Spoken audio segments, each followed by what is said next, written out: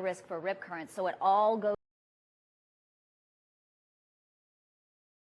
into this high surf advisory that is in effect for the rest of the day today, all day tomorrow, and then into early Friday morning. In fact, our waves just offshore at their maximum will be up to 12 feet on Thursday, but notice how things begin to improve quickly by the time we get to Saturday and Sunday. The waves will be coming down for the holiday weekend. However, the rip current risk will still be around. Today, we've got these gusty east winds. It will be mainly dry with a lot more sunshine expected, and then the waves building with the rip currents too. So if you're headed to the coast today, just make sure you swim near a lifeguard.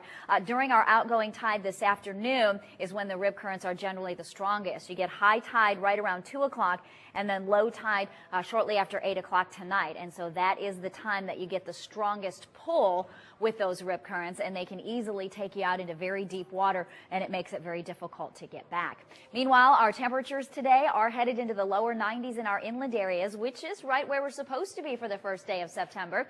At the beaches, we will be just a little cooler, topping out in the upper 80s. We'll hit 88 at Daytona Beach and 89 in Melbourne. We'll have a tropical update for you coming up. A bathroom with you. Please clarify that. And hear Jennifer sing. I would put you through to the next round. Plus, The Dave Matthews Band. laugh, dance, shake. This one's for you. Oh. Next Ellen. Today at 3 on Wish 2.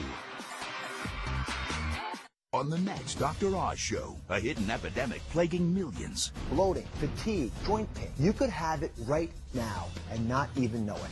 A daytime TV star fighting the disease speaks out. It's a pretty scary diagnosis. The diet that can save your life. The table with all the tricks. Then, this busy mom lost nearly 80 pounds in just 1 year. Come on out. Now she's telling you the key to weight loss success. What are your secrets? Today at 2 on Wish 2.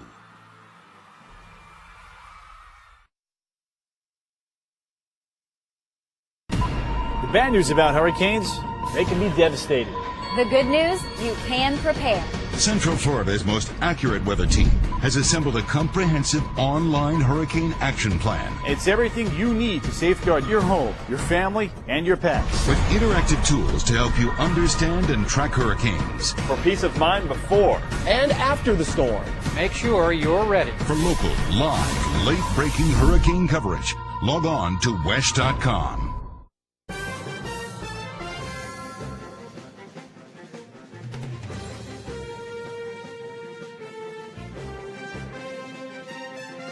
With this West 2 weather update, I'm meteorologist Amy Sweezy. We have a new tropical depression on our hands. It is number 9. It is very far away from us, but we will be monitoring this as it moves to the west. Meanwhile, we have Tropical Storm Fiona, which is actually getting itself together a little bit better with some increasing wind speeds. And, of course, we have Category 3 Hurricane Earl, which is very close to Florida, but it is going to curve and stay about 300 to 400 miles away from us. Here's a closer view of Earl as it continues its trek north away from the Turks and Caicos Islands. Conditions there improving certainly.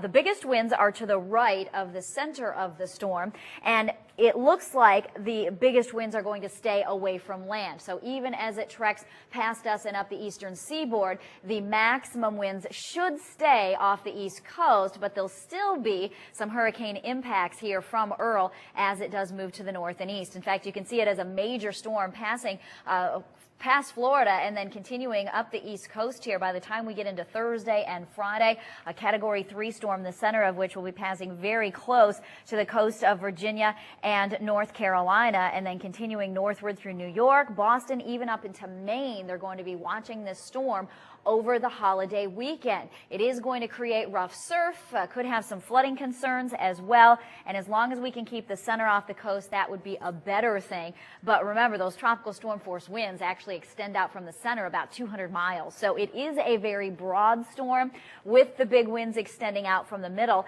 And then on its heels, about 800 miles away, we have Fiona. Now, Fiona was getting a little better organized early this morning. Hurricane hunters were up in there and were able to find find winds up to 60 miles per hour. So it is still a tropical storm, but it is gaining some strength. Now, the official path still taking Fiona and curving it to the north.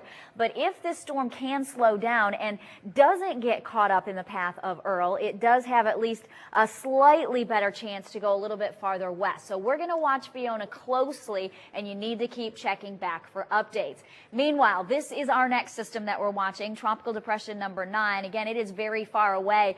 It's near the Cape Verde Islands, but it is expected to continue westward Labor Day Monday, getting close to the Lesser Antilles, so we'll be watching that one as well. For us here in Central Florida, the biggest impacts are going to be at our coast. We already have a high surf advisory that's in effect from noon today until 5 a.m. on Friday morning.